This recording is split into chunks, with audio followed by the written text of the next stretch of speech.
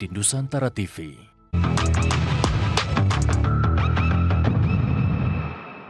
Pemirsa, terima kasih Anda masih terus menyaksikan Kasih Paham. Saya masih bersama dengan Ito Sumardi. Pak Ito, saya akan membacakan sedikit hasil survei kepuasan dan kepercayaan kinerja Polri. Ini ada hubungannya karena kemudian memang kasus ini menjadi mempertanyakan kinerja Polri seperti apa dan apakah cukup independen ketika harus menangani kasus mantan presiden gitu. Versi Haidar Alwi Institute 78,3% ini di Januari 2026. Kemudian kita juga melihat ada versi Rumah Politik Indonesia RPI 79,8% ini di November 2025. Sementara itu versi Litbang Kompas 76,2 hingga 78,2% di Oktober dan November 2025. Versi Indonesia Political Opinion 46,6% di 2025. Ini yang paling rendah nih berarti versi Indonesia Political Opinion. Kalau Anda sendiri melihatnya seperti apa? Bagaimana kemudian publik melalui kasus ini mempertanyakan seperti apa kinerja Polri? Begini Mbak, survei itu kan dihitung berdasarkan parameter yang mungkin berbeda. Iya, persepsi saja ya Pak ya? Jadi macam-macam tugas polisi itu kan sesuai dengan Undang-Undang Nomor 2 Tahun 2002. Itu adalah perlindungan, pelayanan, pengayoman masyarakat dalam rangka memelihara Kamtibmas dan penegakan hukum. Nah, itu tadi menariknya adalah itu masuk mungkin dalam satu ranah penegakan hukum ya. Jadi kasus ini juga memang membuat publik terbelah ya. Bagaimana kemampuan seseorang yang masuk dalam permasalahan ini ya, kelompok Roy Suryo, CS itu ya, Rismo, dan dengan bahasa dia yang berapi-api, dengan segala argumentasinya bisa membuat masyarakat juga tersihir juga gitu. Sehingga di sana masyarakat kan bisa bilang, oh polisi ternyata ini tidak profesional. Jadi kita melihat dari tadi 4 lembaga survei, yang 3 kan baik, yang 1 saja tidak. Tentunya dia mempunyai satu parameter yang melihat dari mana. Mungkin dia dari satu aspek penegakan hukum saja. Memang kita harus mengakui masalah penegakan hukum ini masih bermasalah, belum baik-baik saja. Tapi kan tentunya kalau melihat survei kepuasan masyarakat, harusnya kita secara komprehensif ya, tidak secara subjektif ya. Nah, saya melihat di sini kasus yang ini, kalau ini mempengaruhi survei kepada kepolisian, kita tinggal menunggu gongnya pada saat di peradilan. Kalau di proses peradilan sana ternyata polisi salah atau kalah, ya tentu survei akan terjun bebas ya. Tapi kan saya kebetulan di penasihat ahli Kapolri ini kan dibentuk oleh Pak Kapolri seminggu setelah peristiwa Agustus ya. Nah, di sana Pak Kapolri ingin supaya bagaimana polisi ini berbenah mereformasi diri. Ya. Agustus 2025 ya Pak ya, itu Agustus 2025. Yang ketika ada penabrakan itu. Ya pada saat peristiwa kerusuhan itu. Nah, itu kan setelah itu upaya reformasi internal dilakukan polisi membuat publik itu percaya dengan 3 lembaga survei itu ya. Dari mulai 30% loh, waktu itu cuma 30%-an ya, bahkan di bawah itu bisa naik melesat sampai di atas 70 ya. Nah, kalau yang namanya politik kembali tadi kan dikaitkan dengan seolah-olah menurut saya ada keberpihakan daripada Polri sebagai orang yang mungkin Pak Kapolri dekat dengan Pak Jokowi ya. Tapi Pak Kapolri itu sama sekali tidak pernah cawe-cawe urusan ini, sama sekali nggak pernah. Saya saksinya ya. Bahkan kalau beliau akan memaksakan, belum tentu daripada para penyidik itu mau, meskipun beliau sebagai pimpinan tertinggi, karena kan risikonya bukan kepada Pak Kapolri, kepada yang bersangkutan kan. Kalau misalnya di pengadilan kita kalah, ini adalah pertaruhan Mbak Tasya bagaimana profesionalisme Polri dalam masalah penanganan kasus ya Roy Suryo CS ini. Oke, Pak Ito sendiri di penasehat Kapolri, apa komentar Kapolri terhadap kasus ini? Kapolri menyerahkan sepenuhnya, serahkan pada mekanisme hukum yang ada, dan beliau menyampaikan sama sekali jangan sampai ada kesan sehingga nanti seolah-olah Polri ini menjadi alat. Ya, polisi ini bukan alat presiden, meskipun Pak Jokowi dulu adalah sebagai atasan tertinggi dari polisi, sekarang kan atasnya Pak Prabowo. Dan Pak Prabowo selalu meminta laporan bagaimana perkembangan ini, dan Pak Kapolri selalu melaporkan.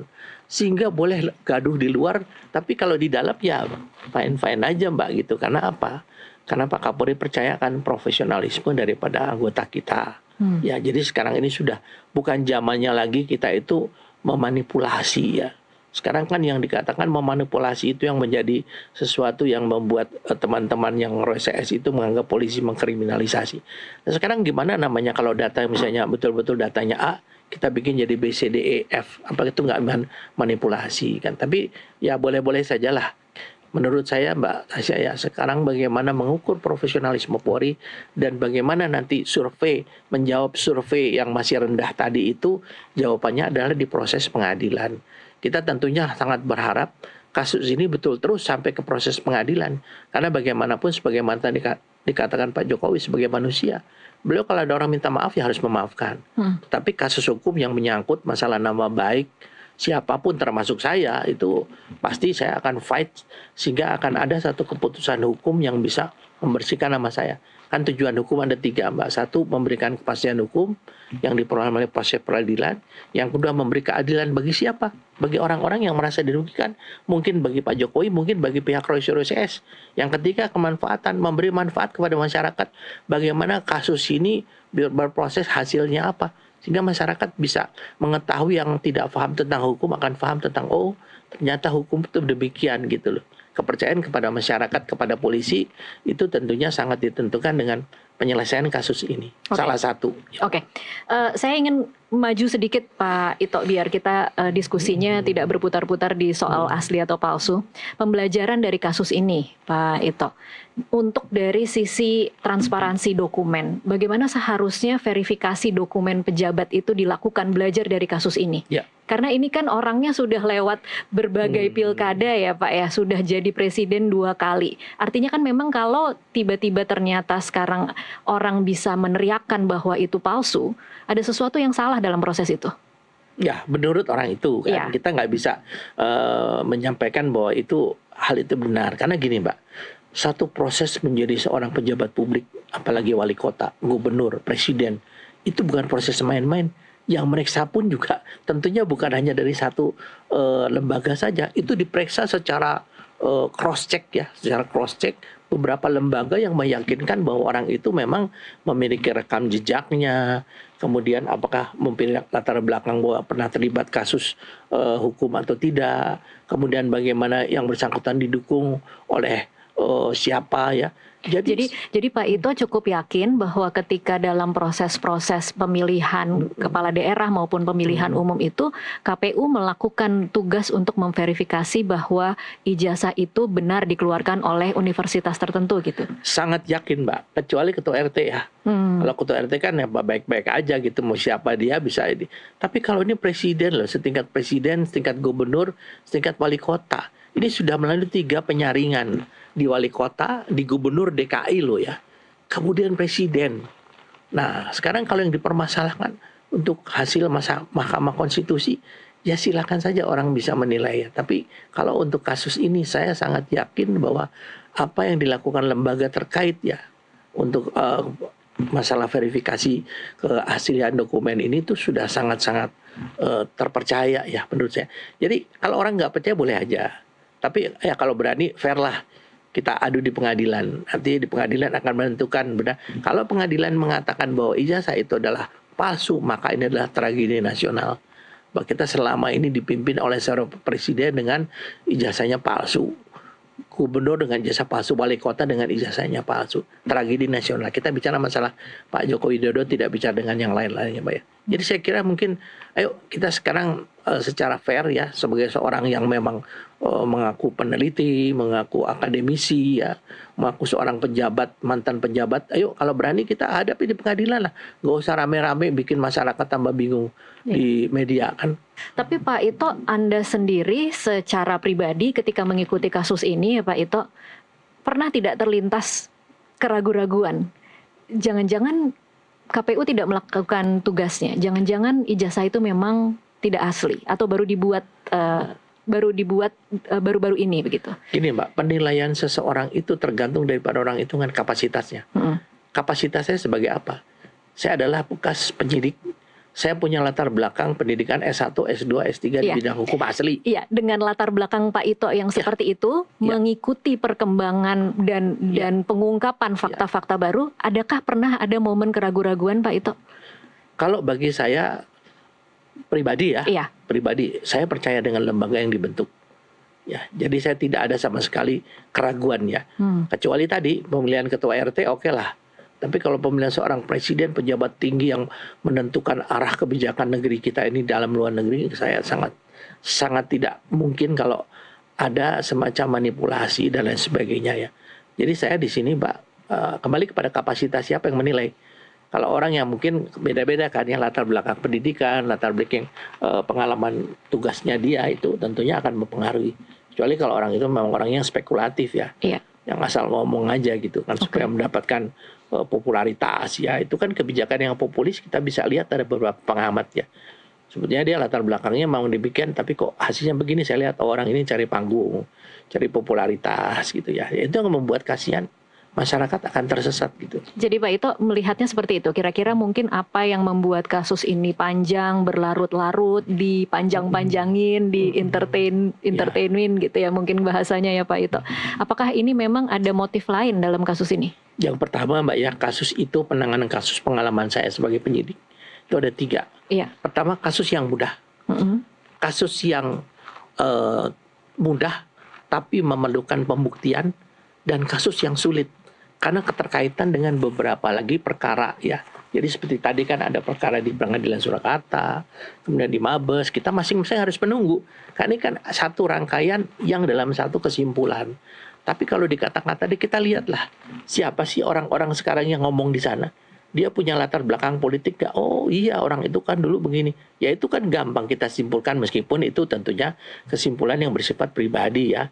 Bahwa oh, kalau begitu nih ada unsur politik juga dalam rangka bagaimana ada dendam politik, sakit hati ya, baik kepada lembaga, sakit hati kepada perorangan mungkin ya. Itu saya kira sesuatu yang tidak bisa disamakan kepada setiap orang untuk memberikan satu kesimpulan yang sama ya. Gitu, Mbak. Oke, Pak itu tadi kita bicara dari sisi transparansi dokumen. Sekarang dari sisi pencemaran nama baik, Pak Ito. Apa yang seharusnya dilakukan agar fenomena menuduh pejabat itu punya ijazah palsu ini kemudian tidak menjadi presiden ke depannya? Kita negara hukum ya Mbak Tasya ya.